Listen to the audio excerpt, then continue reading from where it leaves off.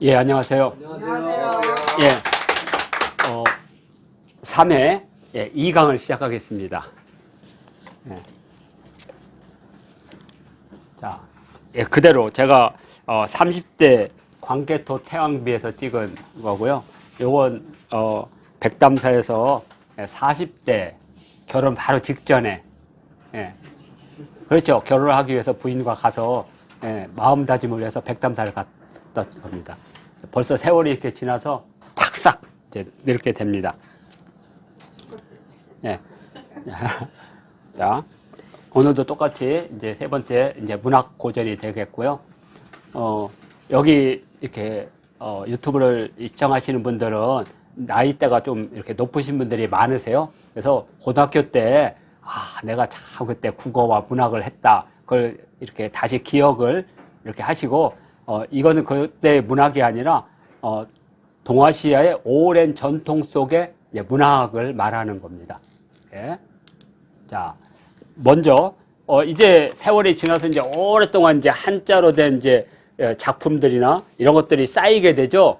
그래서 이제 고려 시대 때는 이제 특히 이제 교학을 되게 중요시했던 나라입니다. 지난번에 얘기했을 것 같아요. 예? 이 선종은 말 그대로 깨달음을 추구하기 때문에 글을 많이 안 남겨요. 많은 고승들이. 그러니까 제자와 제자들만 있기 때문에 그 제자의 전승이 무너져 버리면 그분이 어떤 사상을 가진지 잘 안 나와요. 그분에 대한 전기를 쓰지 않는 한. 그래서 나온 게 뭐냐. 이제 그래서 선종과 화엄종은 기본적으로 공부보다는 깨달음을 추구했고, 화엄종은 특히 정치적 불교 철학으로 주로 했어요. 의상과 그 이외에 균형, 탐문 이런 식으로.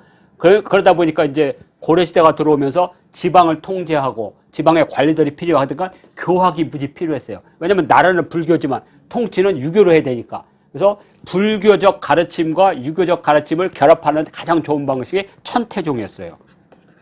그래서 고려의 문종 때, 문종이 이제 고려 신말하면 전성기잖아요. 시작됐잖아요. 인종 때까지. 그래서 대략 1040년부터 해서 1140년, 약 100년 동안의 고려가 가장 전성기거든요. 그때 바로 천태종, 교학이라고 탄생하는 겁니다. 그러면서 작품들이 많이 늘어나게 되겠죠. 작품들이. 그리고 나서 이제 조선시대가 되면서 그 이전에 했던 작품들을 모으게 돼요. 그래서 중국에 문선이 있었어요. 그러니까 여기 우리가 동자가 들어가면 동자를 빼면 중국에 그런 작품이 있다고 보시면 돼요. 문선. 그러니까 당연히 우리는 동국이니까 동문선.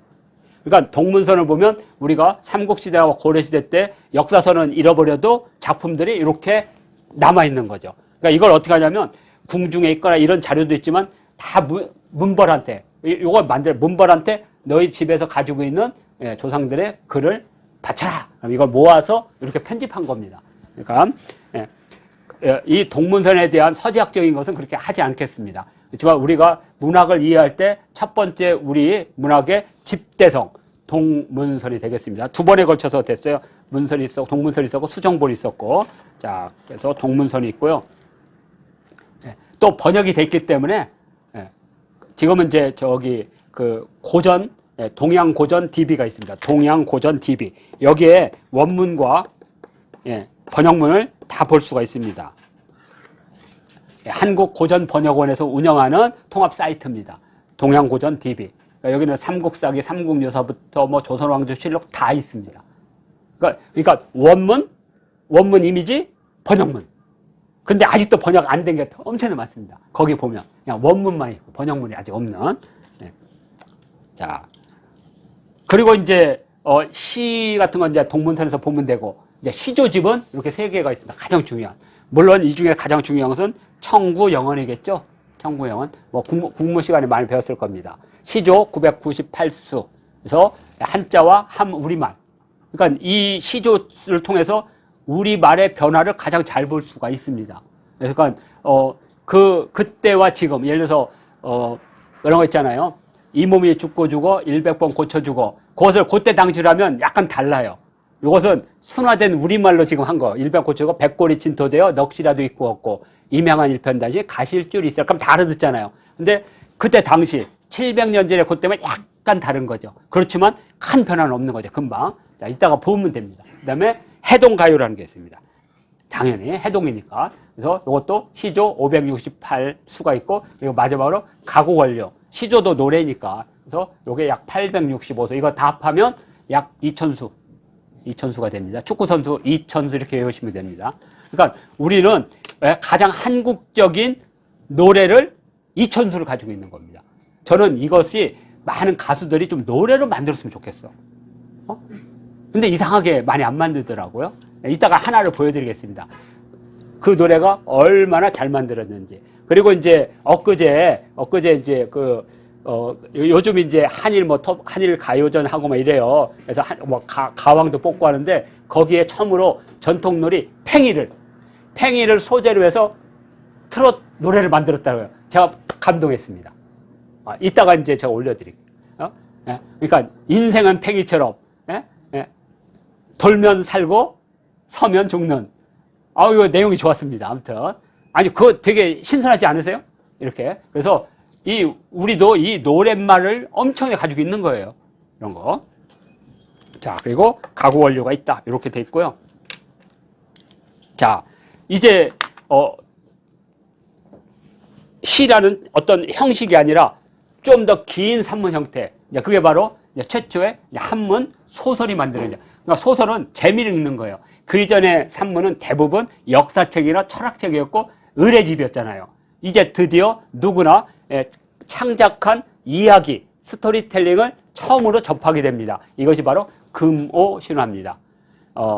김시습이 수양대군의 왕이 찬탈을 보고 하늘이 부끄럽대서 삿갓을 들고 천하를 돌다가 오늘날 김천의 금오산에 가서 이것을 쓰게 되죠. 이게 바로 금오신화가 되겠고, 전통놀이를 하는 사람 중에는 금오신화 중에 있는 만복사 저포기에서 바로 저포로 떠올리게 됩니다. 물론 이걸 기반으로 해서 우리 미래학교가 저포를 완전히 복원해서 전승 중에 있습니다.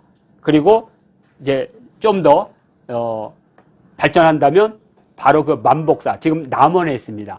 그 만복사가 터만 있어요. 절에 여러 유구들이 남아 있어요. 거기에 바로 저포 교육관을 만들려고 하고 있습니다. 바로 이 금오신화에서 바탕을 둔 거고요. 그러니까 금오신화는 한문 소설집, 최초의 한문 소설집이다. 이렇게 생각합니다. 금오신화. 자, 그러면 다음에 한문 소설이 있으니까 당연히 한글 소설이 있겠죠. 바로 이 한글 소설의 가장 대중화된 최초라고는 아직 안, 원래는 최초는 아닌데 설공찬전이라고 있습니다. 근데 그것은 보급이 안 됐어요. 지어지기는 홍길동전보다 먼저 지어졌지만 설공찬전이라고 있습니다. 근데 사람들이 몰라요. 왜? 후대에 발견돼서. 그래서 최초라고 하지만 그건 최초가 아니에요. 누가 저기 1200년 전에 써놨는데 800년에 발견이 됐어. 최초지만 대중들은 몰라. 그래서 설공찬전을 최초로 하지만 일반적으로는 홍길동전을 최초의 한글 소설이라고 하고 있고요. 이때 당시 한글 소설이 4개가 나오겠죠. 기본적으로 춘향전, 흥부전, 심청전, 그 다음에 홍길동전. 근데 이 4개의 소설의 공통점이 뭐냐? 물론 한문에 대한 도전의식이 있는 거죠. 그런데 왜 한글을 썼느냐? 많은 사람들이 봐야 되고, 왜 봐야 되느냐? 이 자체가 반체제 소설이었어요. 조선시대 후기가 갖고 있는 체제를 다 비판하고 있습니다. 홍길동은 뭐 너무나 잘 알죠. 아버지라 부르지 못하고. 그러니까 서자에 대한 문제잖아요. 형을 형이라 부르지 못하는 거. 그 다음에 흥부전은 뭐냐? 장자상속제예요. 놀부가 부자 된 것은 부지런해서가 아니라, 부자가 부지런해서가 아니라이죠. 뭐냐? 아버지한테 재산을 몽땅 물려받고 놀부 마누라가 재산을 시동생한테 안 줘서 그런 거예요. 그죠? 그래서 흥부가 할 게 없으니까 매맞이 한 거죠. 매품 파는 거죠. 이렇게. 그러니까 흥부는 게을러서 그런 게 아니에요. 얼마나 부지런했으면 애들이 18명이겠어요. 하여튼. 그래서 똥강 갈 때 멍석에 목을 하고 같이 가고. 하여튼 이 흥부전도 반체제 소설이에요. 그 다음에 심청전 어떠세요? 너무 가난하고 힘들어서 딸까지 팔게 되는 그러한 거다가 봉사 얼마나 가난해요. 사회가 도와주지, 공동체가 도와주지 못하니까. 그래서 나중에 이제 그 심청이를 부인으로 받아들이는 왕이 앞으로 소경은 전부 종칠품인가? 봉사가? 종팔품. 그죠? 종팔품을 봉사로 불러라. 예? 그래서 신봉사가 된 거잖아요. 허준이 그 의과에 본 후에 첫 번째 받은 게 봉사예요. 봉사. 예, 해민서에 봉사를 받았습니다. 그 다음에 직장, 쭉쭉쭉 올라서 내의원 도제조까지 됐죠. 예. 그래서 신봉사도 거기서 나온 겁니다. 그러니까 봉사란 말은 높임말이에요. 장님에 대한 높임말. 자, 그리고 이제 춘향전 뭐겠습니까? 기생의 딸인데 똑똑하고 이쁘지만 양반가의 자녀와 결혼할 수 없잖아요. 그렇지만 이건 사랑으로 극복하잖아요. 그러니까 신분과 체제와 이것도 사랑 앞에는 무력한, 저는 그래서 이걸 되게 높이 평가를 해요. 왜냐면 이 춘향전이 나오고 후대에 젊은 베르테르의 슬픔이 나왔어요. 독일에서 괴테, 젊은 베르테르의 슬픔. 그런데 왜 괴테의 그 젊은 그 베르테르의 슬픔은 왜 고전이 됐고 춘향전은 왜 안 알려졌냐? 춘향전은 둘만의 사랑으로 끝나버렸어. 베르테르의 슬픔은 체제에 도전해버렸거든요. 그러니까 체제에 도전했기 때문에 그것은 고전으로 세계에 퍼진 거고, 춘향전은 그것보다 훨씬 더 뛰어났지만 안타깝게 둘만의 사랑으로 끝나버린, 이렇게 보면 됩니다. 개인적 해피엔딩이냐 사회적 새드 엔딩이냐. 새드 엔딩 맞나요? 이거 되게 중요합니다. 죽음으로 끝나는 게 아니죠. 그 죽음은 부활로 일어나는 거죠. 사회를 변혁하는 부활로. 이렇게 우리가 문학을 이해할 때 그렇게 이해하시면 될 것 같습니다. 자, 그리고 이제 굽이 전승되는 가장 뛰어난, 원래는 악보가 있었지만 악보가 지금 없으니까 그 중에 판소리. 이따 볼 겁니다. 무려 12개가 지금 전승이 되고 있죠.